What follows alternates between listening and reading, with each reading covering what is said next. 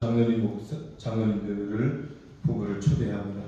함께 은퇴하시면 굉장히 마음이 외로우시고 왕성하게 생활하시다가 활동하시다가 은퇴하시는 목사님, 장로님들을 위로하는 것이 좋겠다는 것이 주님의 마음으로 주셨습니다. 보통 감독 임기 첫 해는 인사를 하는데 그 다음에는 보통 감독들이 못하기도 하는데 저희 연회는 올해도 변함없이 하도록 하겠습니다.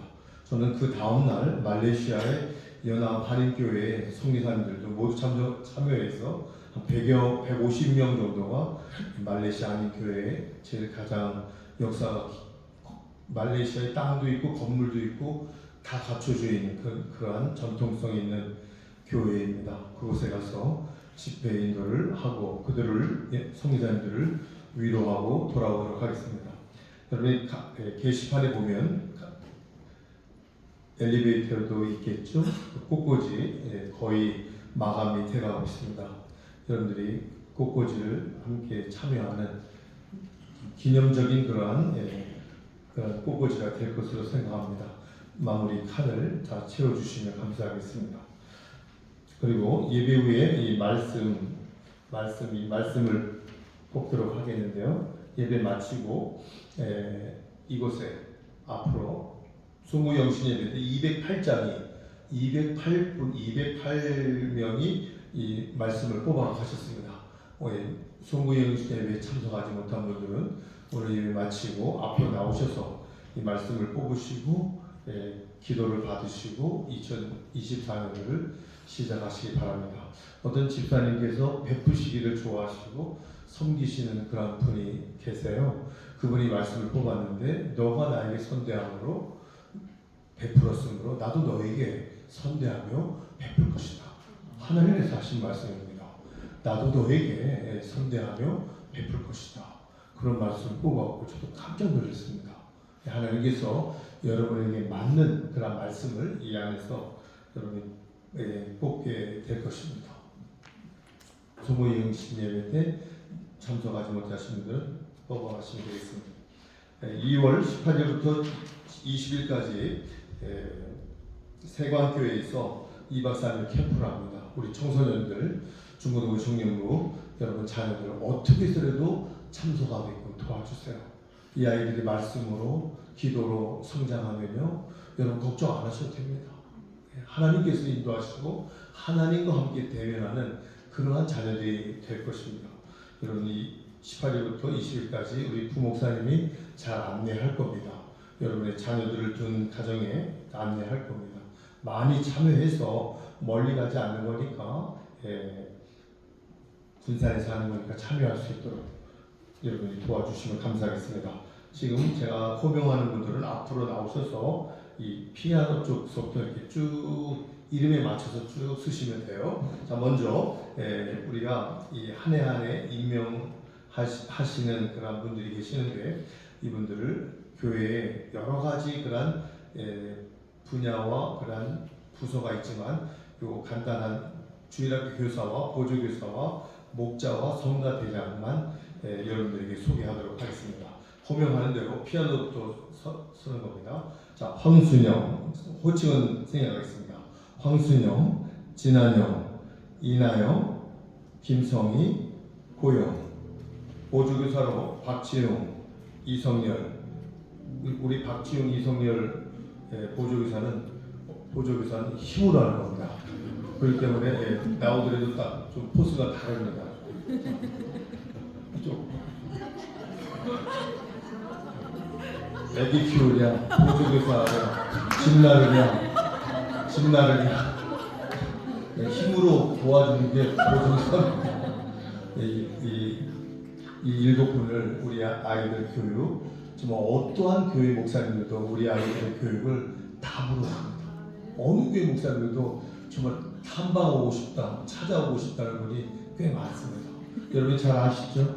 정성과 사랑으로 아이들을 정말 자녀처럼 품는 그러한 교사들입니다. 우리 이 5분 이름 제가 호명한 대로 황순영, 진한영, 이나영, 김성희, 고영, 박지영, 이성윤, 우리 힘으로 하는 보조교사까지 교사입니다.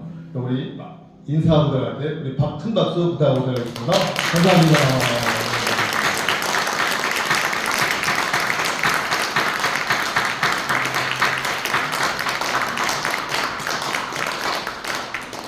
네, 저희 교회 이런 전체적으로 모여서 예배드리는 설교는 여러분들에게 전달력이 아무래도 좀 부족합니다.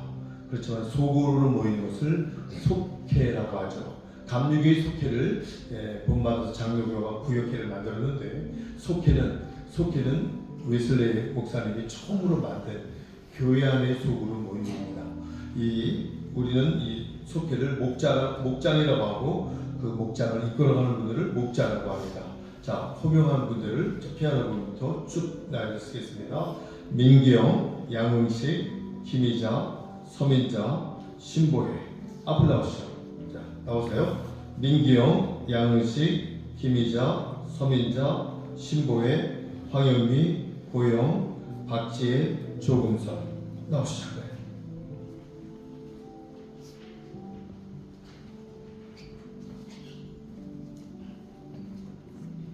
자, 양식 목사님은 지금 주일학교 예배 인도로 내려갔고요. 지금 김희자 장로님은 식당에서 지금 봉사하고 계시고요. 네, 그렇게 소개하도록 하겠습니다. 우리 총 목자분이 9명이신데 여러분들을 소그룹으로 만나서 같이 기도하고 합심 기도하고 서로 위에서 정식기도 하고 하는 그런 목장 모임에 여러분이 잘 참석해 주시고 그래야만이 공동체의 의식이 있고 교회의 의식이 있습니다.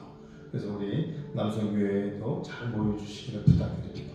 우리 목자분들 인사하고 들어갔을 때 큰 박수 부탁드립니다. 감사합니다.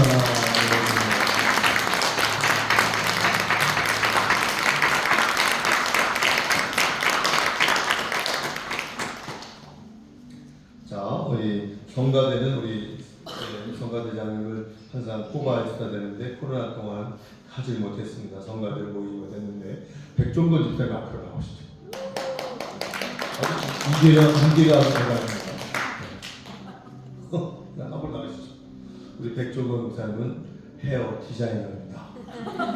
백종건 목사님 집사님에게 머리 맡기면 포스가 다르시죠? 머리 뒤쪽은 묶고 쓰면 안 보이시죠?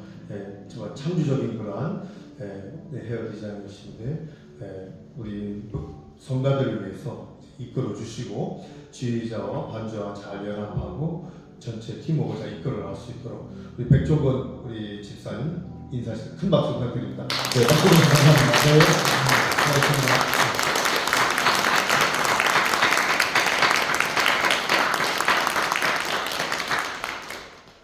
기도하고 말씀을 증거하겠습니다. 하나님 은혜를 감사합니다.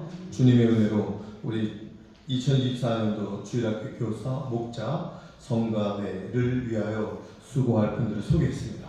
주님 저들에게 축복하시고 저들에게 힘든 일이지만 하나님 종의 의식을 갖고 해야 할 일을 한 곳뿐이라는 고백을 하며 주님 충성하는 자들 되게 하옵소서.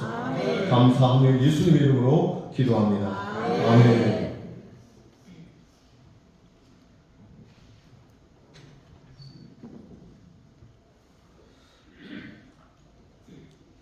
제가 많이 말씀드렸죠. 저는 작년에 뽑은 말씀이 높은 데 마음을 두지 말고 낮은 데 마음을 쳐라. 하나님께서 저에게 주신 말씀 딱 맞죠? 어디 가도 저를 기다리고요. 어디 가도 차를 댈 수 있는 사람이 다 기다리고 있고 하는 그런 자리입니다. 9월 달까지 임기를 마무리할 때까지 주님이 저에게 주신 말씀은 높은 데 마음을 두지 마.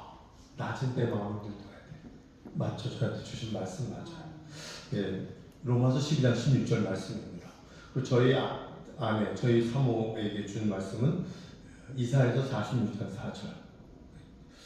우리의 미래, 노후에는 어떻게 될까요? 이제 그런 걱정을 저희 사모가 좀 했는데요. 이사야 46장 4절에 무슨 말씀이 있을까요? 노년이 될 때까지 백발이 되더라도 걱정하지 마.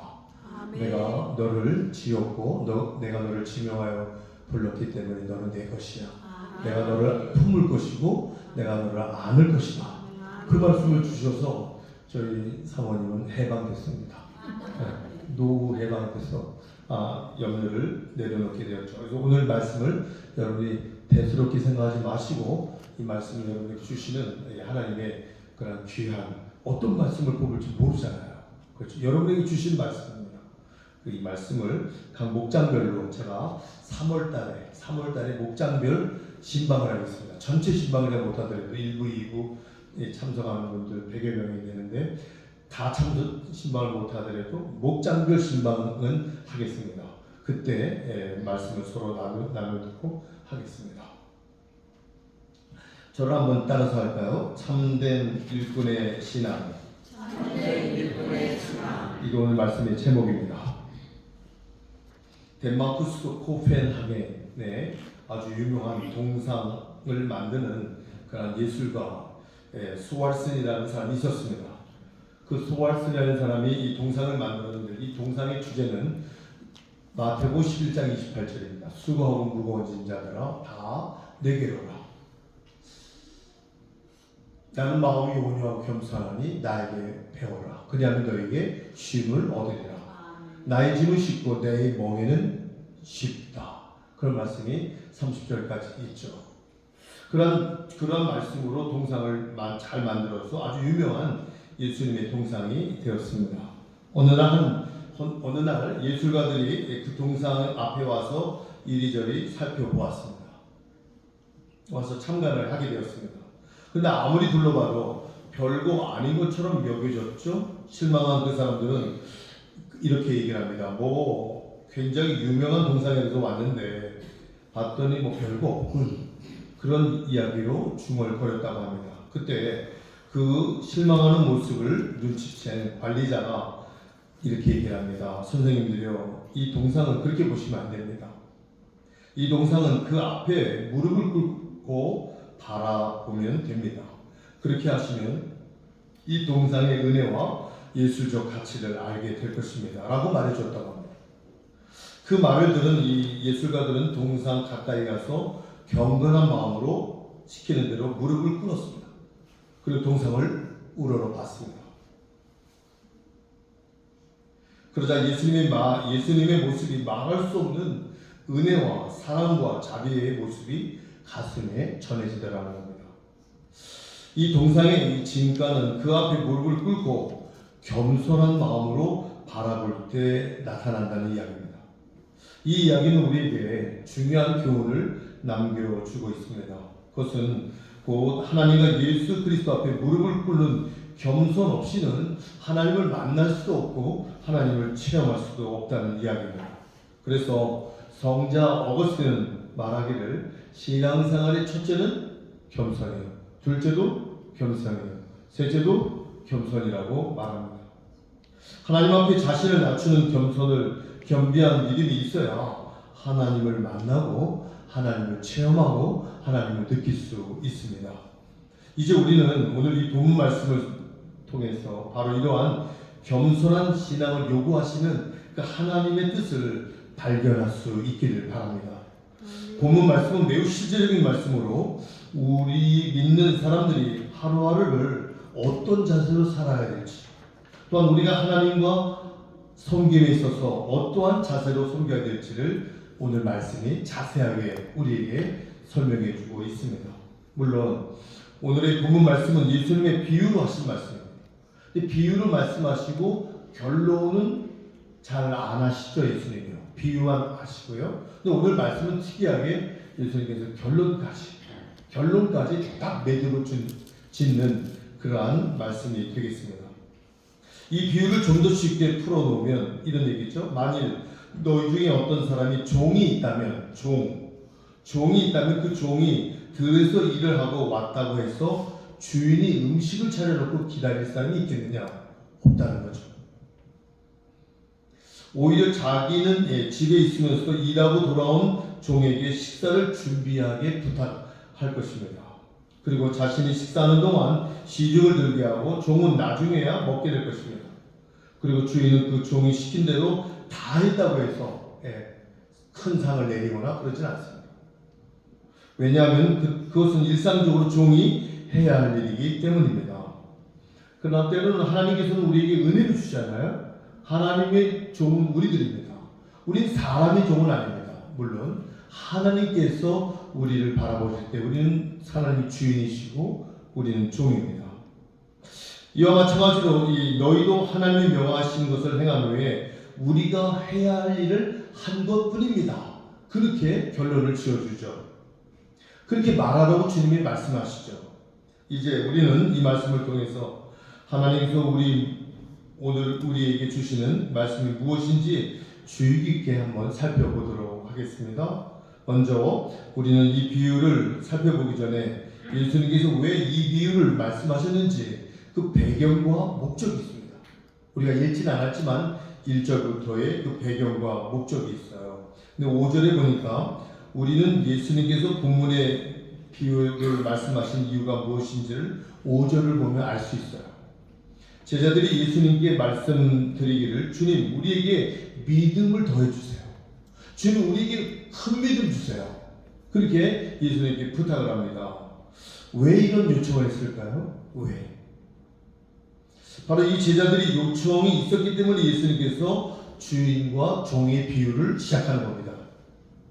다시 말하면 너희가 믿음을 원하는데 진정한 믿음을 가지려면 그리고 그 믿음이 자라고 온전해지려면 이러한 마음의 자세와 이러한 마음으로 하나님을 섬겨야 된다 하는 그런 말씀으로 1절부터 쭉 연결해서 10절까지 오는 겁니다. 우리는 여기서 더 큰 믿음을 갖기를 간구하는 제자들의 그 믿음을 우리는 봅니다. 다른 것도 구할 것이 많은데 이 제자들은 더 큰 믿음을 구했다는 거예요. 대단한 믿음 아닙니까? 이것도 만약 저나 여러분들이 주님을 만났다면 혹시 하나님께서 지금 이곳에서 오셔서 우리에게 꼭 한 가지를 구하라면 여러분들은 무엇을 구하시겠습니까? 부자? 건강? 어떤 분은 잠깐만요 집에 가서 아내와 집에 가서 남편과 상의하고 말씀드릴게요. 그렇게 말할 사람도 있겠죠? 그런데 제자들은 더 큰 믿음을 갖기를 구했습니다. 주님 더 큰 믿음을 주세요. 이 믿음이 대단한 믿음이죠. 그런데 제자들은 더 큰 믿음 갖기를 구하고 있습니다. 제자들은 자신들이 안고 있는 모든 문제의 해답이 믿음에 있다는 것을 알고 있었던 거예요. 무슨 일이 있었을까요? 오늘 읽지는 않았지만 그래서 믿음을 구한 겁니다. 도대체 이 큰 믿음을 구하는 이 제자들에게 무슨 일이 있었을까요? 1절부터 4절까지 보면 제가 설명을 하겠습니다. 예수님의 말씀 때문에 제자들이 충격을 받고 은혜를 받은 거죠. 예수님은 제자들에게 이렇게 얘기하죠. 누구든지 다른 사람을 실족하게 하는 사람은 연자맷돌을 목에 걸고 바다에 빠지는 것이 낫다. 또 하나 얘기를 하죠. 또 누가 잘못을 7번 하면 용서해 주라. 그 잘못을 하고 회개하면 용서해 주라.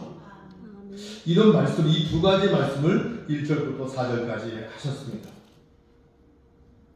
근데 이 말씀을 듣다 보니까 제자들이 자기들의 그런 상태를 돌아보고 너무나 초라한 거예요. 너무나 부끄러운 거예요. 다른 사람들은 너무나 실족을 많이 시킨 거예요. 다른 사람들이 용서를 7번이 아니라 한 번도 용서를 못하는 거예요. 그런 자신을 바라보면서 야, 우리가 이렇게 살아도 되겠는가? 그렇게 얘기하면서 예수님에게 더 큰 믿음을 주십시오. 그렇게 지금 구하고 있는 거예요. 우리의 믿음이 문제라는 거죠. 우리의 믿음이 문제라는 거죠. 지금까지 스스로 대단하게 여겼던 자기 자신이 아무것도 아니라는 것을 알게 깨닫게 되었습니다. 남을 실족해 하는 일이 한두 번이 아니었죠.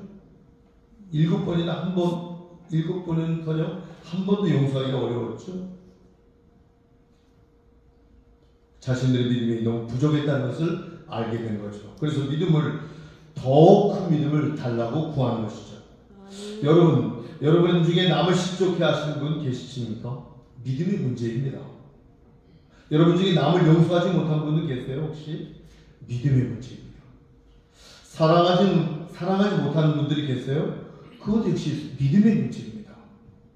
믿음의 분량이 커질 때 사랑의 분량도 커집니다. 믿음이 있어야 기적도 일어나지 않습니까? 요한복음 11장 40절에 너희가 믿으면 기적을 볼 것이다. 너희가 믿으면 하나님의 영광을 볼 것이다 말하고 있어요. 믿음의 분량이 커지면 우리의 마음도 넓어집니다. 디모데전서 6장 17절에 보면 정함이 없는 재물에 소망을 두지 말고 우리에게 모든 것을 주시고 누리게 하시는 하나님께 소망을 두라. 선한 사업에 부하며 선한 사람이 되고 나눠주기를 좋아하며 마음이 넉넉한 자가 되라. 여러분 사랑의 분량이 믿음의 분량이 되면요 넉넉한 자가 돼요. 넉넉한 자가 돼요. 제가 어느 기사를 봤는데요. 어느 할머니 90세 되신 할머님이 남편이 20년 전에 먼저 보내고 그 할머니 허리가 휘어가지고 탁자 쓰는 거를 탁자 써. 그분이 한 말을 그대로 할게요. 돈은 똥입니다. 그렇게 하면서 자기가 갖고 있는 땅 5,000평과 자기의 집을 이미 기증을 해버리고요. 기증을 하고 기초수급자가 돼서 마지막 여생을 보내는 거예요. 멋지죠? 이것은 내가 가져가야 할 그런 물질도 아니고 재산도 아닙니다. 누군가 이 물질을 가치 있게 써야 된다는 이야기를 90세 되시는 분이 이야기를 합니다. 그 마을 사람들이 그분의 그런 허리가 굽혀져서 땅에 달려고 해요. 그러니까 눈 오면 어떻게 쓸어요? 마을 사람들이 다 와서 쓸어줘요. 마을 사람들이 와서 청소도 해주고 그래요. 존경하는 존경.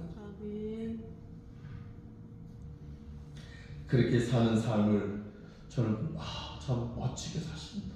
마지막에 마무리를 정말 잘 하시는 분이시다. 그렇게 알게 되었습니다. 사랑의 분량이 크기 때문이죠.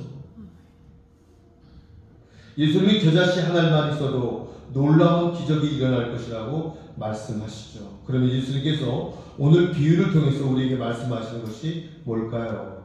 우선 참된 믿음을 가진 사람이란 이런 마음을 지녀야 된다. 이런 마음을 가져야 된다. 세 가지로 말하고 있습니다. 어떤 마음일까요? 그 마음이 종의 자세를 가지라. 종은요 자기 의지대로 하는 게 아닙니다. 우리는 하나님의 종이에요. 사람의 종은 얘기하는 거 아닙니다. 우리는 하나님의 의지에 의해서 하나님 나라를 위하여 하나님의 뜻을 위하여 하나님의 이름을 위하여 주기도문에 나온 그대로 그 뜻대로 살아가는 존재들이에요. 이게 바로 먼저 그 나라와 그 일을 구하는 그런 의미입니다. 먹고 마시고 입는 거 이 모든 건 하나님이 더해주시는 겁니다. 더해주시는 거예요. 세상 사람들은 순서가 거꾸로 되어 있잖아요. 오늘 10절 말씀은 바로 이 비유의 변론입니다. 너희도 이와 같이 우리는 단지 무익한 종입니다. 그렇게 말해야 된다는 거예요. 주님이 가르쳐 주시는 거예요. 저는 오로지 하나님의 종일 뿐입니다. 맡겨준 일을 한 것뿐입니다. 그렇게 말하면 된다는 거예요. 성경에 나오는 인물 중에 종의 의식이 가장 철저했던 사람이 누구입니까? 사도 바울입니다. 십수권의 서신서를 쓰면서 제일 많이 쓴 그 단어가 종이에요. 종. 하나님의 종된 그 사도된 바울은 그리스도 예수의 종된 나 바울은 예수 그리스도로 사도된 나 바울은 종이란 말을 제일 많이 쓴 사람이 사도 바울입니다. 사도 바울이 부족한 사람이었습니까? 바울은 세 가지의 우리가 따라갈 수 없는 그러한 조건을 갖고 있는 사람이었습니다. 지금 사회적으로 얘기하자면 국회의원 이상급의 그런 사회적인 관원이었습니다. 둘째는요, 대학의 석자 교수, 가말리엘 학풍에 가장 유명한 그러한 학풍에 교수들이 가장 부러워하는 그 석자 교수에 속한 사람이었습니다. 사도 바울은 부모님으로부터 많은 유산을 받은 사람이었습니다. 근데 이 사람이 뭐가 부족해서 나는 그리스도 예수의 종이다. 나는 예수 그리스도의 십자가와 주님만 알기로 작정했다. 나는 그리스도의 십자가 외에는 결코 자랑할 것이 없다. 나는 예수의 흔적을 가졌다. 예수 안에 철저하게 들어갔던 사람이 바로 사도 바울이었습니다. 예수 그리스도의 종. 바울이 말하는 이 종은요, 노예예요, 노예. 주님의 노예라는 이야기입니다. 다시 말하면 그는 거듭 강조하기를 나는 예수 그리스도의 종입니다. 그럼 종이란 어떤 존재일까요? 우리는 어떠한 종의 의식을 가져야 될까요? 한번 살펴보겠습니다. 첫째, 종은요 소유가 없어요. 맞죠? 여러분이 갖고 있는 거 여러분 것입니까? 여러분, 우린 100년도 못 사는, 100년 넘게 산다고도 하는데요, 그 정도 사는 존재들입니다. 주님이 우리를 부르시면 우리는 그대로 다 놓고, 주님이 맡겨주신 거 다 놓고 가는 겁니다. 자녀들까지. 응? 시간, 물질, 모든 것. 때때로 농기구를 가지고 밭을 가지만 자기 것이라고 생각하면 안 됩니다. 그저 주인의 것일 뿐입니다. 설사 열심히 해서 소득을 남겼다 하더라도 그것은 내 것이 아니고 주인의 것입니다. 뿐만 아니라 종이 결혼해서 자식을 낳으면 그 자식도 내 자식이 아닙니다. 하나님의 자식. 아멘. 시편 127편 3절에 자식은 여호와께 주신 기업이다. 아멘. 하나님께서 여러분에게 주신 숙제 자식은요. 네. 태열의 상급이라고 그러죠. 심지어 자신의 생명까지도 주인에게 속한 것이 내 것이 아닙니다. 이 생명을 내가 결정하면 안 됩니다. 예? 이 우리의 생명은 주님이 여러분의 피값으로 산 거예요. 피값. 그럼 너희 몸으로 하나님께 영광을 돌리게 하라는 고린도전서 6장 19절 20절의 말씀을 기억하시기 바랍니다. 이 땅에서 삶의 피투성이가 되더라도 너희들은 살아내야 된다. 살아야 된다. 이것이 바로 성경이 우리에게 요구하는 우리의 생명의 가치입니다. 주님이 부르시는 그날까지 우리는 주 예수 그리스도의 말씀과 함께 하나님의 영광의 나라를 위해서 주님이 부르시는 날까지 우리는 살아내야 됩니다. 살아내야 돼. 그저 모든 것을 주인으로부터 위탁받았을 뿐 내 것은 아무것도 없습니다. 이것이 우리가 하나님을 섬길 때 가져야 할 마음입니다. 이런 마음을 가지고 있을 때 믿음이 자란다는 겁니다. 내가 이래서 벌었으니 내 것이라고 생각하지 마십시오. 내가 벌었으니 내 마음대로 쓸 것이라고 생각하지 마십시오. 아까 그 할머니는요, 자기가 다 모은 거잖아요. 다 모은 거, 그 땅이고 집이고 이미 다 소유권을 다 기증해버린 거예요. 자기의 것이라고 생각하지 않는 거죠. 내가 가지고 있다고 내 것이 아니라 하나님의 것을 맡아 관리한다는 그 의식. 그 의식이 바로 청교도적인 신앙이고요. 청지기적 신앙입니다. 바로 이것이 참된 일꾼이 가져야 할 신앙의 모습입니다. 두 번째는 종에게는 보상이 없습니다. 하나님이 주시는 면류관이 있었습니다. 오늘 본문에 보면 종에게 아무런 보상이 없다고 그러죠. 들에서 힘들게 일하고 왔다고 주인이 밥상 차려놓고 기다립니까? 그렇지 않죠. 오히려 일 끝나고 와서 주인을 시종 들고 하는 일을 하죠. 그러면서 이 종은 뭐라고 얘기합니까? 내가 해야 할 일을 한 것뿐입니다. 아멘. 내가 해야 할 일을 한 것뿐입니다. 그런데 오늘 날 가만히 보면 우리는 그렇지 않을 때가 많죠. 물론 우리 교회의 일은 아니라고 생각합니다. 교회 안에서 원망과 불평이 생기는 원인을 살펴보면 거의 다 나를 알아주지 않는 것에 대한 섭섭함이 있기 때문입니다. 하나님이 일을 하겠다고 시작은 잘하지만 중간에 낙심하는 이유가 뭘까요? 자기를 알아주지 않는다.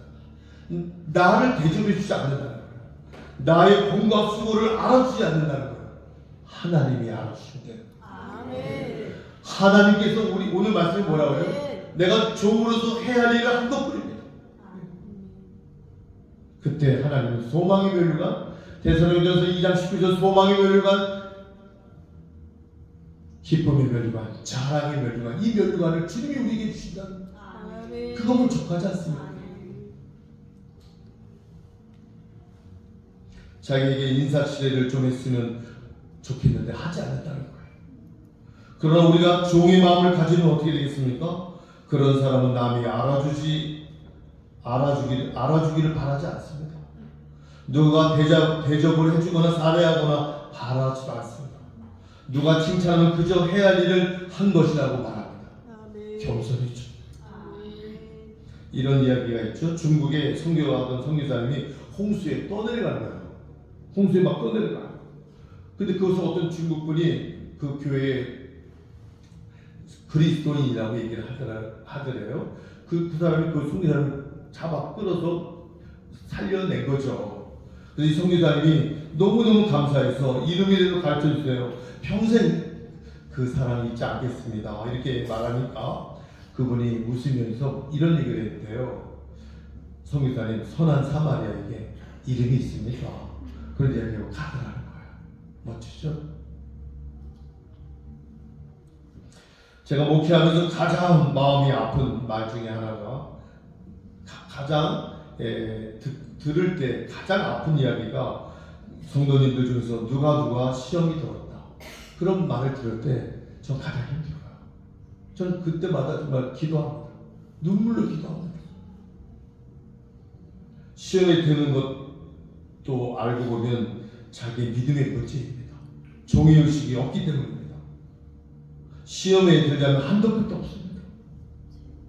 우리를 시험에 빠지게 할 요소들이 얼마나 많은지 몰라요. 가정에서, 직장에서, 교회에서. 그런 믿음으로 극복하는 사람은 시험에 들지 않습니다. 그래서 제자들은 더 큰 믿음을 주십시오. 주님, 더 큰 믿음을 주세요. 제가 늘 강조하는 말이죠. 마태복음 26장 41절에 시험에 들지 않게 깨어있어 기도하라. 이거 거꾸로 하는 거예요. 기도하지 않으면 시험 든다는 말이죠. 세 번째, 종에게는 정해진 일이 따로 없습니다. 다시 말하면 종은 한 가지 일이 끝났다고 손을 놓아서도 안 된다는 이야기입니다. 본문에 보면 종들이 밭에서 일을 하고 돌아왔습니다. 밭일이 끝났으니 아무것도 안 한다? 아닙니다.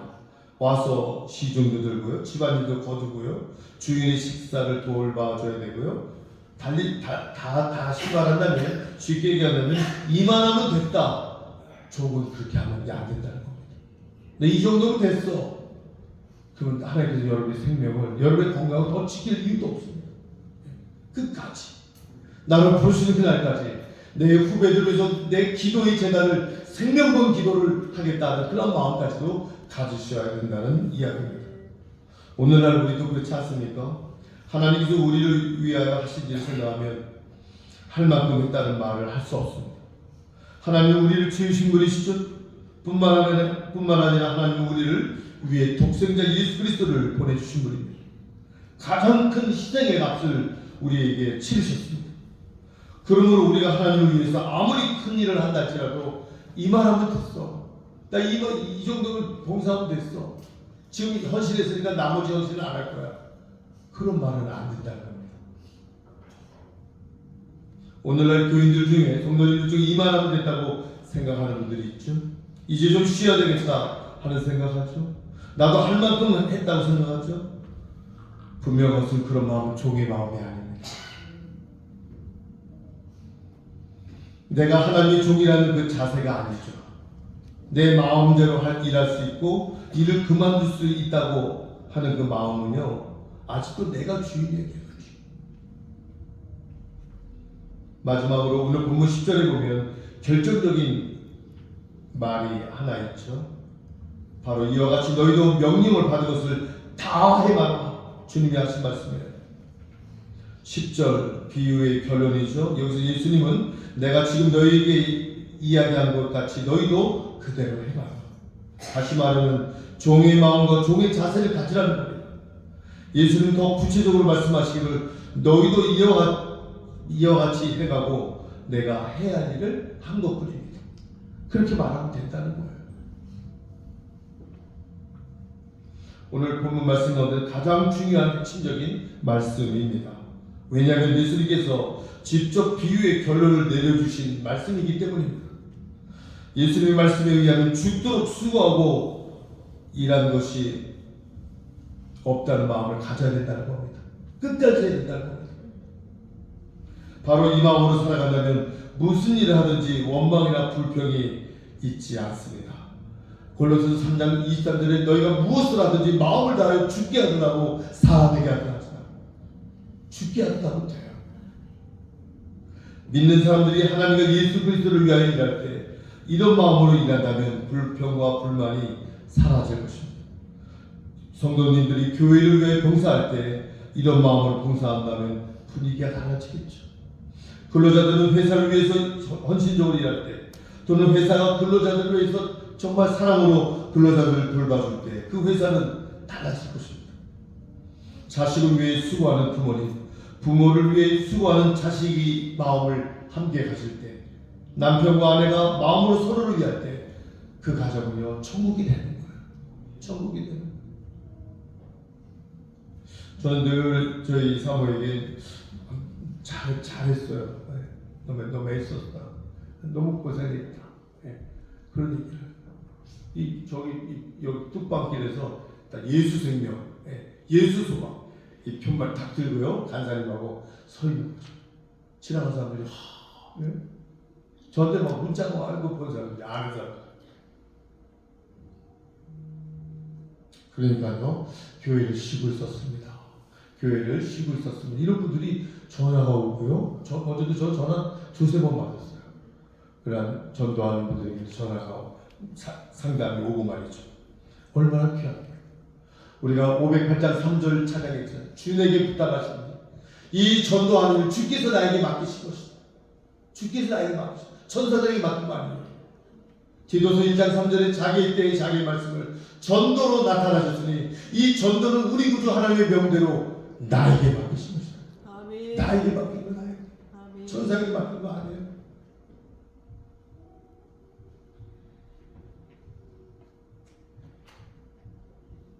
종은 스스로 이만하면 됐다고 말하지 않습니다. 그저 별로 한 게 없습니다. 할 일을 했을 뿐입니다라고 말합니다. 이런 사람은 충성된 종이요 겸손한 사람이요 하나님의 사랑을 입은 사람입니다. 겸손하게 주님 앞에 엎드려 하나님 앞에 무릎을 꿇는 자만이 하나님의 은혜를 차지할 수 있습니다. 아멘. 마지막으로 이야기 하나를 하고 마치겠습니다. 성자 프란시스 제자가 꿈을 꿨습니다. 하늘나라에 올라갔습니다. 그곳은 높은 보좌가 있어서 누구의 의자냐고 천사에게 물었습니다. 그때 천사가 얘기합니다. 너희 스승 성자 프란시스의 자리라고 대답하더랍니다. 그때 이 제자는 그 소리를 듣고 슬그머니 질투가 나더라는 거예요. 스승님이 하늘나라에서 큰 보좌에 앉으시는구나. 꿈에서 깨어난 이 제자가 자기 스승 프란시스에게 묻습니다. 선생님은 자신은 어떤 사람이라고 생각하십니까? 그 꿈을 생각하고 물어보는 거예요. 그러자 프란시스는 이런 얘기를 했답니다. 내가 이 세상에서 악한 사람이다. 이 세상에서 내가 정말 많은 사람들 중에서 악한 사람이다. 그렇게 대답을 했답니다. 그러자 제자가 항의합니다. 선생님 웃기지 마세요. 선생님은 거짓말장이에요. 선생님은 위선자예요. 다들 선생님을 성자라고 하는데 만약 선생님이 악하다고 하면 살인자나 거짓말하는 자들은 어떻게 됩니까? 그렇게 따졌답니다. 그러자 이 성자 프란시스는 편하게 웃으면서 대답하기를 자네가 잘 몰라서 그래. 그래서 내가 그런 말을 하는 거야. 만약 내가 하나님께 받은 은혜를 다른 사람이 받으면, 내가 받은 은혜를 다른 사람이 받으면 그 사람은 나보다 더 훌륭한 사람이 되는 거야. 나보다 더 훨씬 좋은 사람이 되는 거야. 내가 얼마나 많은 은혜를 받고 사는지 자네는 잘 모를 거야. 그래서 나한테 감사해. 이런 말을 했답니다. 참 겸손이 우러나는 말씀이죠. 사랑하는 성도 여러분, 자신은 단지 무익한 종과 같다는 마음, 바로 이런 마음을 가질 때 우리의 믿음은 성장합니다. 내가 하나님께서 맡겨주신 일을 한 것뿐입니다. 이렇게 말하는 사람은요, 그 신앙이 아름다운 사랑으로 열매를 맺게 될 것입니다. 그 사람의 인격은 성장될 것입니다. 그리고 이런 사람이 세상을 변화시키는 능력의 사람이 될 것입니다. 우리 비전교회 모든 성도들이 겸손한 종의 신앙을 가지고 하나님 더 큰 은혜와 사랑을 나누시고 누리시는 여러분들 되시기를 간절히 주님의 이름으로 축원합니다. 기도하겠습니다.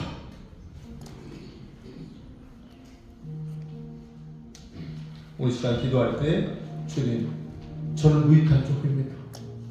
주님의 사랑을 받은 사람입니다. 값없이 주님의 사랑을 받고 하나님의 자녀가 된 사람입니다. 값없이 하나님께서 우리를 의롭다 만들어주셨습니다. 저는 할 말이 이것밖에 없습니다. 저는 할 일을 한 것뿐입니다. 이렇게 고백하는 하나님과 여러분들의 사이는 주님과 하나님과의 사이입니다. 여러분 고백하세요. 주님, 제가 주님께 받은 은혜 너무 커서 해야 할 일을 한 것뿐입니다. 불평과 불만은 내 마음속에서 어느덧 사라지게 된 것입니다. 주님, 저는 주님의 종입니다. 이 시간 주여 한번 부르기도 하겠습니다. 주여, 하나님 은혜 감사합니다. 주께서 역사하시고 인도 없는 저를 되게 하시고 은혜 위에 은혜를 더하는 저를 되게 하시고 성령의 사랑으로 쓰임받는 저를 되게 하시기를 간절히 원합니다. 은혜의 역사, 하나님의 역사, 세계한 하나님의 종들 되게 하여 주시고 주님의 영으로 살아 쓰임받는 자녀들 되게 하여 주시고